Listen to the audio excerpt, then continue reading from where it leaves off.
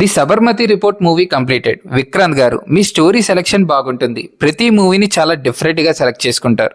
ఇప్పుడు మూవీ గురించి మాట్లాడితే మెయిన్గా మూవీలో నచ్చింది ఏంటంటే సైడ్ ట్రాక్స్ ఏం లేకుండా మూవీ అంతా మెయిన్ స్టోరీ మీద రన్ అవుతుంది. స్టార్టింగ్ నుండి ఎంగేజింగ్గా ఉంటుంది. సింపుల్ ఇంట్రడక్షన్స్తో స్టార్ట్ అయ్యి ఇమీడియట్గా పాయింట్కి వచ్చేస్తుంది. ఇక్కడ ఇంకో నచ్చే విషయం ఏంటంటే నార్మల్గా మూవీస్లో ఎండింగ్ వరకు తీసుకెళ్తారు అసలు ఏం జరిగింది అనేది తెలియడానికి. బట్ ఈ మూవీలో స్టార్టింగ్లోనే జరిగిన సిచ్యువేషన్కి ఒక సింపుల్ ఆన్సర్లో చూపిస్తారు.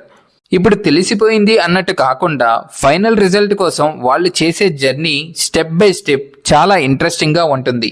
ప్రతి చోట పాయింట్ ఎండ్ చేసే టైంకి కొత్త కనెక్షన్ అనేది క్రియేట్ చేయడం బాగుంటుంది. మూవీలో రియల్ ఫుటేజ్ని చూపించడం వల్ల ఎమోషన్ అనేది బాగా వర్కౌట్ అయింది. అండ్ క్యారెక్టర్స్ పరంగా చూస్తే మెయిన్ రోల్స్ విక్రాంత్ గారు, రాశి ఖన్నా గారు, అలాగే రిద్ధి డోగ్రా గారు పర్ఫెక్ట్గా సెట్ అయ్యారనిపించింది. అండ్ మూవీలో సెటప్స్ కూడా చాలా బాగా ప్రజెంట్ చేశారు. న్యూస్ ఛానల్ కానీ అలాగే ట్రైన్ కానీ.